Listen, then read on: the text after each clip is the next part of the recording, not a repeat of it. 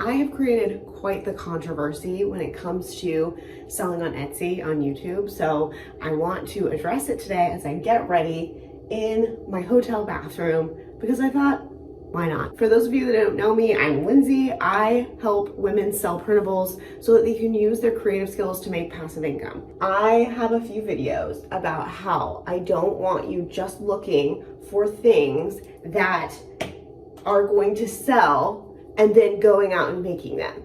Now, here's what I mean by that. Do I think that you should not do any keyword research? No.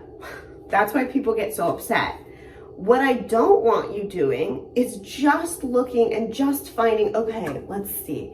It looks like there's this, break in the market and no one's doing printables on, I'm just gonna make it up, dog printables. Great, you found a niche that people want and you're gonna go after it. Great. However, what if you hate dogs? What if you just are going to hate doing dog printables next year? So my point is that you really need to follow your passion about what you want to make for printables. Don't just go after the latest trend. Go after the thing that makes you passionate. Now, does that mean that you shouldn't do keyword research on it? No. But start with what you like and start to research that. Don't go after the trends first. Here's the other controversial thing. I tell people that for the first 10,000 sales in my shop, I wasn't doing keyword research to figure out what to sell. People are really upset by this, and I've gotten comments about it. The reason why I wasn't doing keyword research was because I was working with customers before. So what I would do is I was only making printable party decorations at the time. So what I would do is I would work with a customer who came to me and said, hey, I can't find the decorations anywhere. Help me. I want it to be pink. I want it to have this kind of font. I want it to look like this, blah, blah, blah.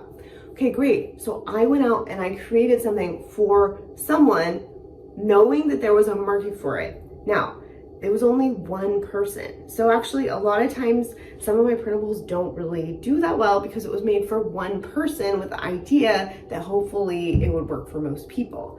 However, there's been quite a few more that because I was working directly with a customer and I made something that they wanted, it turns out so do a lot of other people. That is why I didn't necessarily do keyword research. It was because people were coming to me and saying, I can't find this anywhere.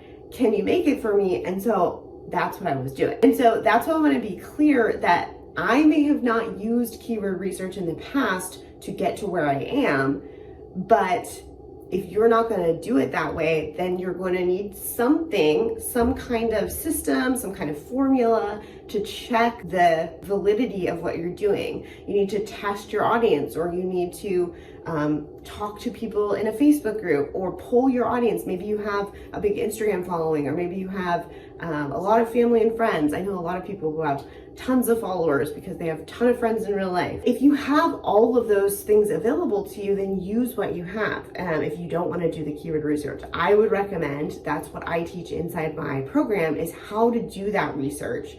We use eRank, we use Everbee, and we look into each of these items and we say, okay, is this valid? Now, is there other ways to do that? Yes, because I've just showed you one that grew my business to 10,000 sales on Etsy.